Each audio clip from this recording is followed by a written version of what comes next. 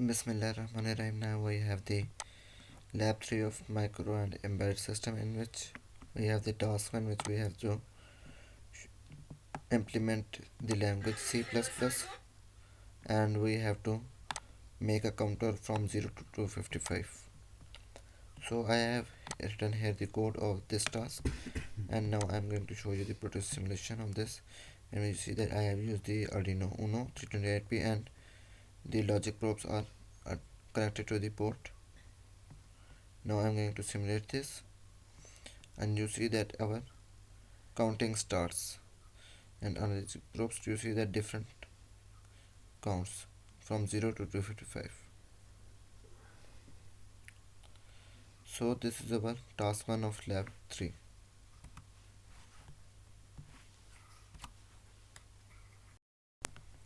ये हमारा lab number 3 का टास्क नंबर 2 है, जिसमें हमने एक एरे ली हुई है, जिसमें हमने कुछ करेक्टर्स को इनिशियलाइज कराया हुआ है 0 1 2 3 4 5 A B C and D, and इसके थ्रू हमने पोर्ट डी पर इसकी हेक्स वैल्यूज़ को शो कराना है। जो भी एरे में एलिमेंट्स हैं उन्हें हमने फॉर लूप यूज़ करके एक एक करके पोर्ट डी की आउटपुट पे शो कराना है हेक्स वैल्यूज़ उनकी। तो इसके लिए हमने ये अपना सी लैंग्वेज में कोड लिखा है। अब मैं इसके आपको प्रोटोटाइप सिमुलेशन दिखाऊंगा। प्रोटोटाइप सिमुलेशन इसमें हमने आर्डिनो उनो यूज़ किया पोर्ट डी पे आउटपुट्स लेके। अब मैं इसे सिमुलेट करूँगा तो आप देखेंगे कि एरे के जो भी एलिमेंट्स हैं उन्हें एक एक करके पोर्ट डी पे उनकी हेक्स वैल्यूज़ शो होती जाएंगी।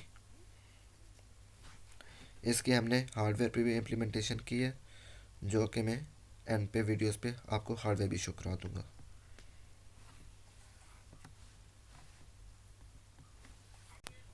ये हमारा लैब नंबर 3 का टास्क नंबर 4 था, जिसमें हमने एक पोर्ट के थ्रू इनपुट लेनी थी और दूसरे पोर्ट के थ्रू आउटपुट शो करानी थी।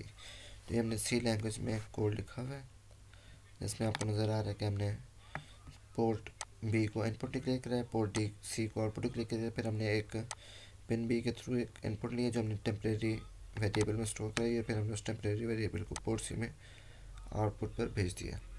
तो अब मैं इसे बिल्ड करूँगा। या हमारी बिल्ड स्टार्ट हो गए, सक्सीड हो जाएगा।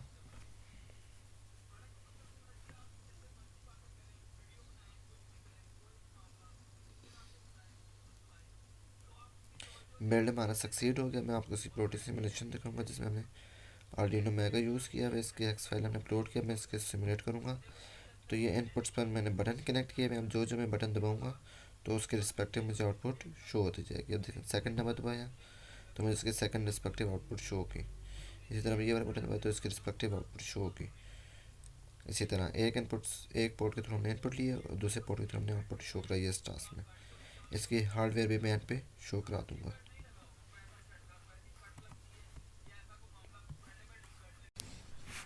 ये हमारा लैब का टास्क नंबर 6 है, जिसमें हमने पोर्ट बी को आउटपुट डिक्लेयर कराया, पोर्ट सी को इनपुट डिक्लेयर करवाया। फिर उसके थ्रू हमने पिन सी को ही बिट 5 को चेक करने के, अगर बिट 5 जो है पिन सी की वो हाई है तो हमारे पास पोर्ट बी पे 0x55 शो हो जाए, एल्स हमारे पास पोर्ट बी पे 0xAA शो हो जाए। तो ये इसका हमने सी कोड लिखा हुआ है, मैं इसे बिल्ड करूँगा। ये बिल्ड हमारा सक्सीड हो गया। अब मैं इसके आपको प्रोटेस फाइल शो कराऊंगा। तो इनपुट्स पर मैंने बटन लिए हुए हैं और उसके थ्रू मैं बटन 5 को लो करूँगा और हाई करूँगा। तो अब मैं इसे रन कर रहा हूँ। जैसे कि आप देख सकते हैं अभी हमारे पास बिट 5 पे लो जा रहा है, 0 जा रहा है, तो इसलिए मेरे पास जो आउटपुट है उस पर 01 01 01 01 शो हो रहा है। अब मैं जैसे ही बिट 5 को हाई करूँगा तो मेरी आउटपुट पे क्या शो हो जाएगा 101010। तो ये मेरा टास्क 6 था लैब 3 का। This is our lab task of our lab 3, in which we have to make a charging sequence on depending the input on pin B.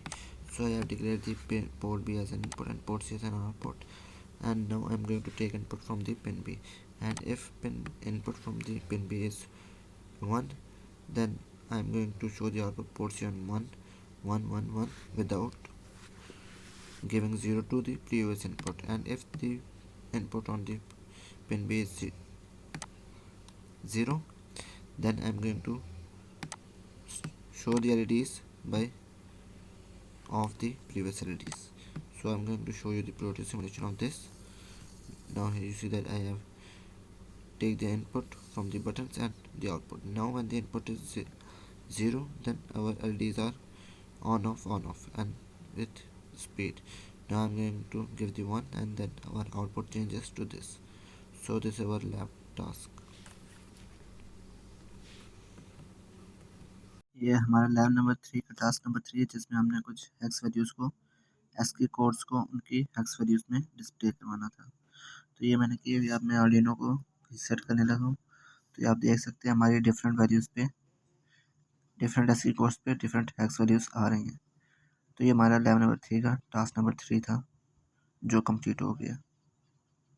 ये हमारा लैब नंबर 3 का टास्क नंबर 3 था, जिसमें हमने पोर्ट बी पे एक value दी थी 0xAA और हमने उसे 200 टाइम्स टॉगल कराना था। तो ये अब प्रोग्राम हार्डवेयर पे रन हो रहा है, जिसमें आप देख सकते हैं एलईडीज जो है टॉगल कर रही हैं। ये हमारा लैब नंबर 3 का टास्क कंप्लीट हो गया। ये हमारा लैब नंबर 3 का टास्क नंबर 4 था, जिसमें हमने एक पोर्ट के थ्रू इनपुट लेनी थी एंड देन दूसरे पोर्ट के थ्रू हमने आउटपुट शो करानी थी। तो ये मैंने इनपुट के लिए बटन लगाया, मैं आपको शो करता हूँ। ये देखें, ये नंबर 1, नंबर 2 एंड ये नंबर 3, ये नंबर 5 और ये नंबर 4। तो ये हम बटन्स के थ्रू एक नंबर से इनपुट दे रहे हैं, तो हमें नेक्स्ट के थ्रू आउटपुट दूसरी पोर्ट पे शो हो रही है। तो ये हमारा लैब नंबर 3 का टास्क नंबर 4 था। ये हमारा लैब नंबर 3 का टास्क नंबर 6 था, जिसके हमने चेक करना था कि हम पिन बी के थ्रू इनपुट दे रहे हैं। तो हमने पिन बी की बिट 5 को टेस्ट करना था कि वो 1 है या 0 है। अगर तो वो 1 होगी तो हम पोर्ट डी जो आउटपुट है उस पर हम 0x55 भेज देंगे। अगर हमारी पिन बी की जो बिट 5 है अगर वो लो होगी, 0 होगी, तो हम पोर्ट डी पे आउटपुट पे 0xA भेज देंगे। तो अभी हमारे पास जो पिन बी के साथ हमने एक बटन कनेक्ट किया हुआ है, तो बिट 5 के साथ, तो अभी हमारा उस पर 0 आ रहा है, तो इसलिए इस वक्त आउटपुट पे हमें 0xAA शो हो रहा है। अब अगर मैं उस बटन के थ्रू पिन बी की बिट 5 पे 1 देता हूँ, तो हमारे पास ये 0x55 शो हो जाए। जब बटन ऑफ करूँगा तो 0xA होगा, बटन पुश करूँगा तो 0x55 शो हो जाएगा। यही हमारा लैब नंबर 3 का टास्क नंबर 6 था।